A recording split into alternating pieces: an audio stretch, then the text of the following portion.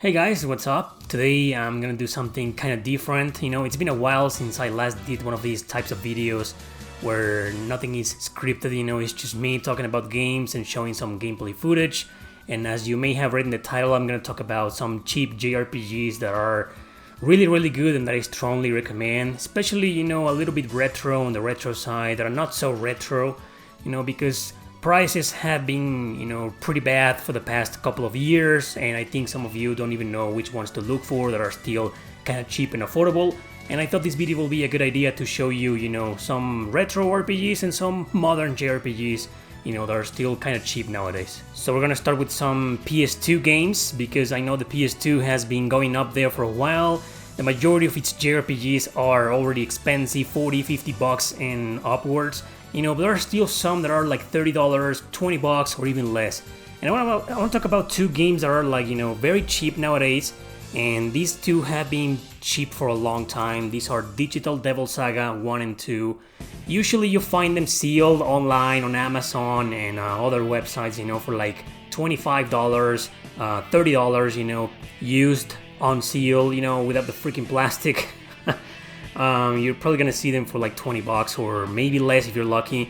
And these are two really good games. They kind of do need a remaster. They may be a little bit outdated because of the encounter rate and because of the puzzles.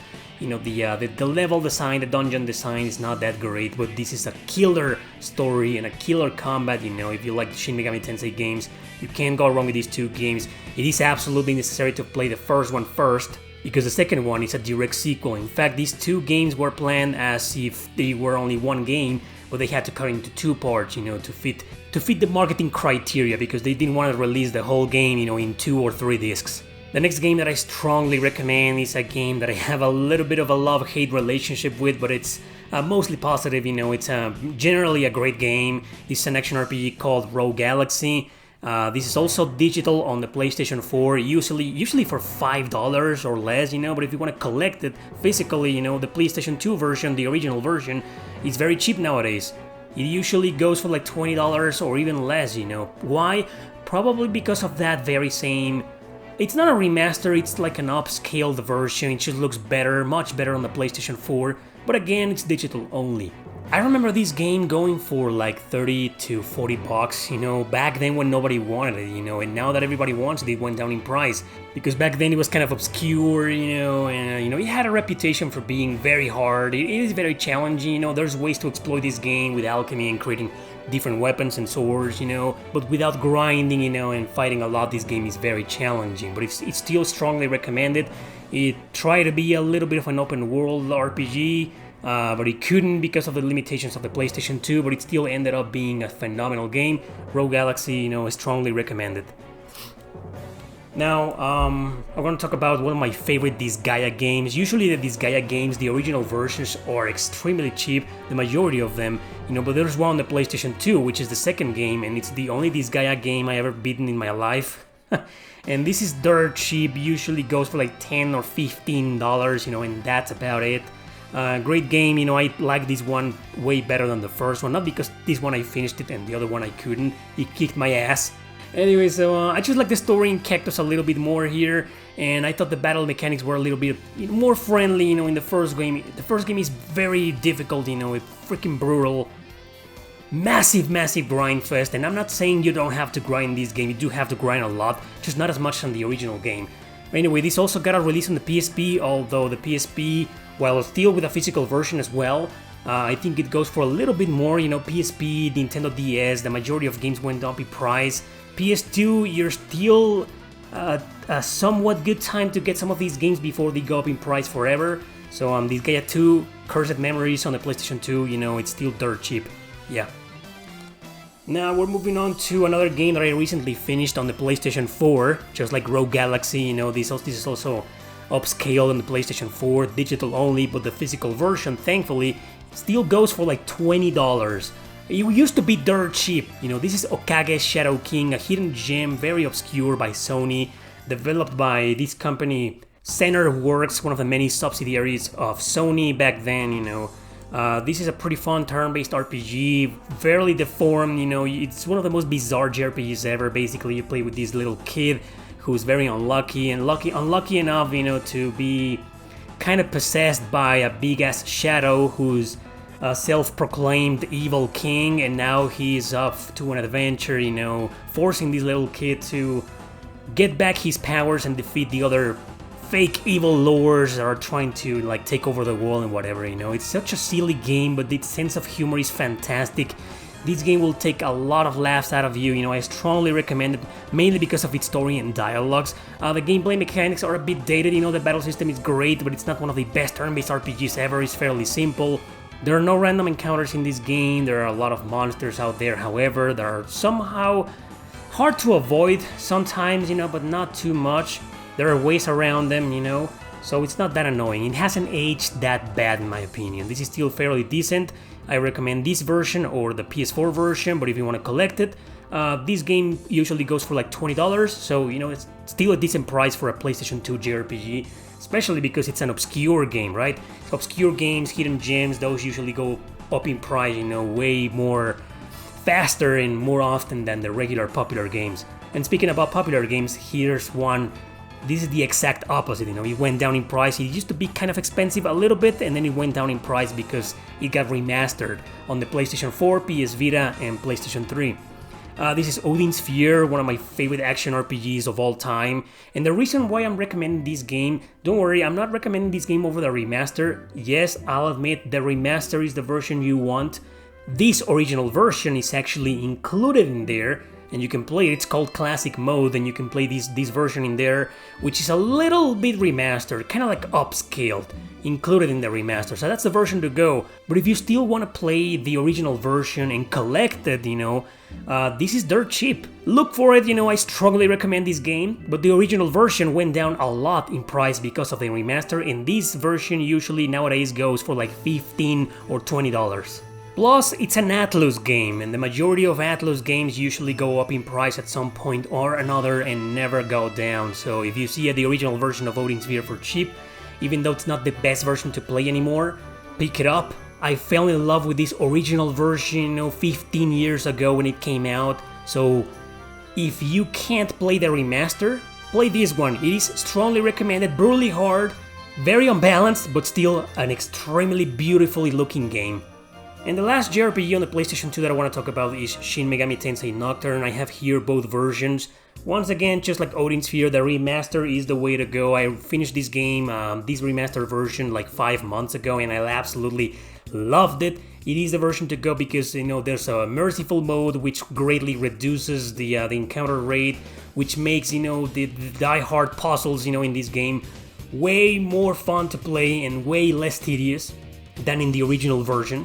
And you can just change merciful mode, back to normal or even hard if you want to for the boss battles, which is exactly what I did, because merciful mode in this game is extremely easy. I don't recommend merciful mode unless it is for navigation or exploration and grinding.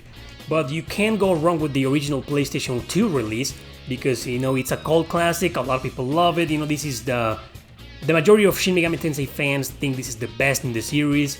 And I can see why, the story is amazing, the music, oh my god, damn. So I recommend the remaster over the original version, but same argument with the Odin Sphere scenario, if you can't get your hands on the remaster or just don't want to and want to collect the original, it went down in price. Before the remaster, this version used to go for like $40, but now it's like 15 or 20, so there you go. If you want to collect this version just for the sake of having it, it's an Atlus game, don't forget that, and it might go up in price, in a few years. So yeah, grab this one while it's still cheap.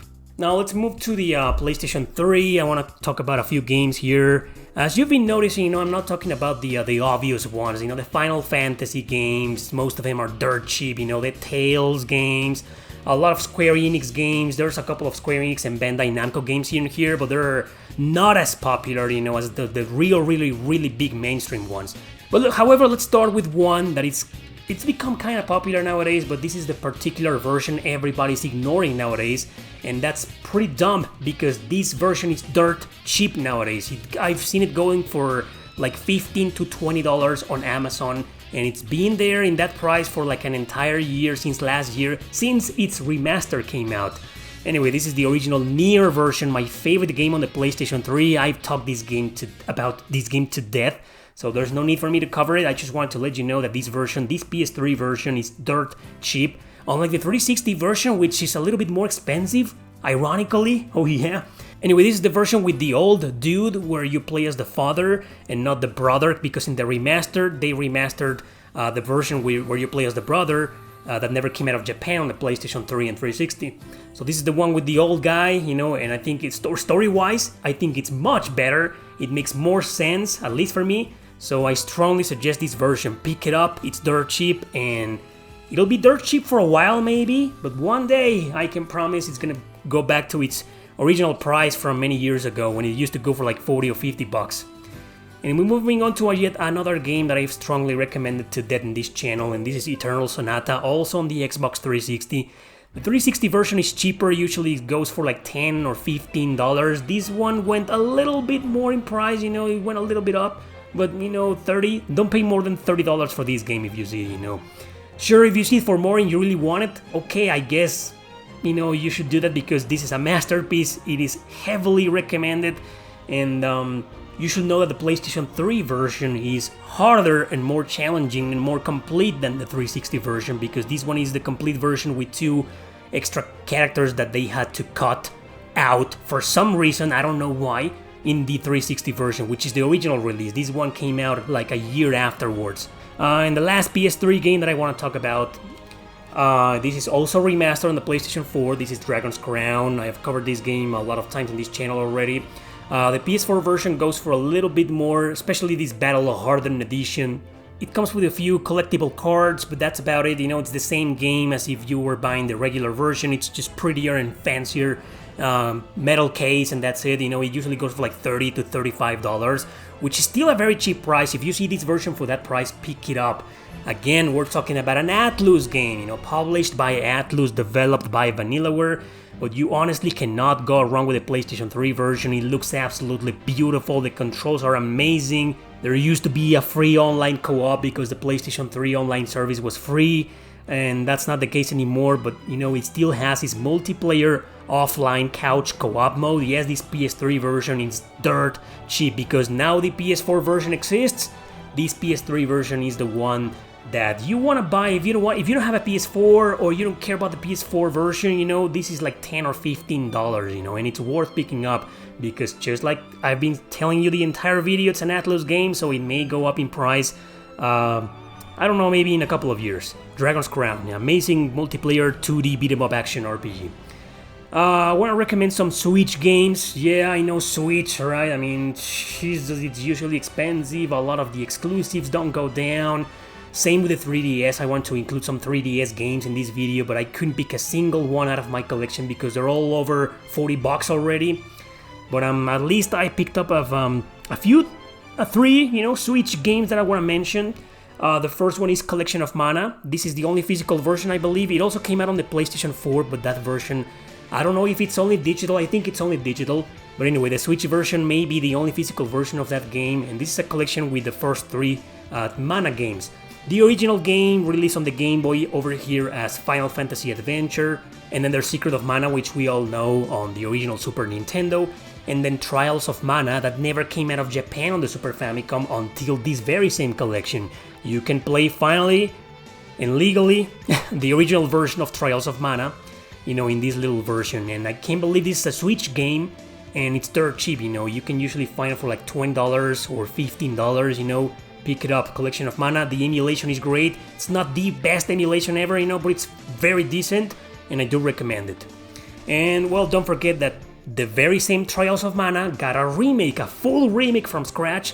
Also on PS4, there's a physical version for the PS4 as well, but I got the Switch version, and the PS4 version is a little bit cheaper, like maybe $2 cheaper. If that matters to you, that's okay. It matters to me.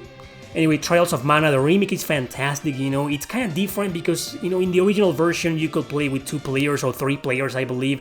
Not anymore, they removed the multiplayer, but the graphics look fantastic. The controls are great. The battle system is a little bit different. It's still action RPG, but it's more on the hack and slash side. But anyway, it looks beautiful on the Switch, great. Yeah, sure, the quality's not as the great as in the PlayStation 4, but you can't go wrong with the Switch one. And it's what, $15 to $20, both versions, if you care that much about graphics and quality, sure, pick up the PlayStation 4 version, but the Switch version is just as recommended. And the last one that I want to talk about, same case, both consoles, PS4 and Switch, and this is actually a direct canon sequel to Persona 5. This is Persona 5 Strikers. However, this is an action RPG, kind of like in the Musou style, in the Warriors style, you fight against a hordes of enemies and all that jazz. But the story is canon and it's a direct sequel. So if you want to know what happened, after the story, and if there's a new issue of what the characters went through after that, pick this game up. The story is worth it. I thought I was gonna hate this game, but I ended up loving it. It's an amazing game. And it's an action RPG, you go from town to town, you level up, you have to grind, you have accessories, you buy equipment, you do everything you do in any regular action JRPG out there. So it's way more than just a Warriors style game. Persona 5 Strikers on the Switch, something I really want to say, guys, is that it looks amazing. This is one of the very few JRPGs that it's also on the Switch, and that even there it looks fantastic, because usually, and Trials of Mana is the same case, well, you can see the frame rate drop a little bit and you can see the resolution go down a little bit during battle. Not in this game, it surprised me, so the Switch version is just as great as the PS4 version. Currently this game goes for like $20, maybe you want to wait a little bit more until it goes down, but Atlus, oh yeah. Last but not least, I want to talk about some PlayStation 4 games, and I'm gonna start with right away with God Eater 3, the best in the series in my opinion, one of my favorites. The first one is digital only, the remake, on the PlayStation 4, it's great, it's a great game, but it's not that great. And the second one, which is the one most people usually recommend, it's also on PS4, and it's also dirt cheap, by the way. But this is the one that I want to recommend because it's also on the Switch and it's also dirt cheap. You can still find this game for like $15 to $20 max. Don't pay more than $20 for this, for either version. One of the greatest things about this game is that you do not need to play the first two games to understand it. Sure, it takes place in the same universe, however, unlike the first two games, which are deeply connected, and share a lot of characters, this one takes place in another part of the world, a different, same conflict, with the fighting the monsters, the Aragami that destroy the world. But the story is completely standalone. There are some references to those games. There's one character from those games who comes back in this one, but the game doesn't spoil anything at all for you. It's okay to start with God Eater 3 and then jump into the other two if you want them. Exist Archive is a very, not so obscure anymore, turn-based RPG developed by Tri-Ace. And, it's not exactly a spiritual successor to Valkyrie Profile, but the gameplay mechanics are a little bit like that. It plays in 2D, there's some platforming involved, and during battle each character is assigned to one button of your controller, etc. That's why it's a little bit like Valkyrie Profile, but the story is futuristic, it's kind of science fiction, characters take place. They die and they get taken to this bizarre planet that they know nothing about, so they don't know if they're dead or not.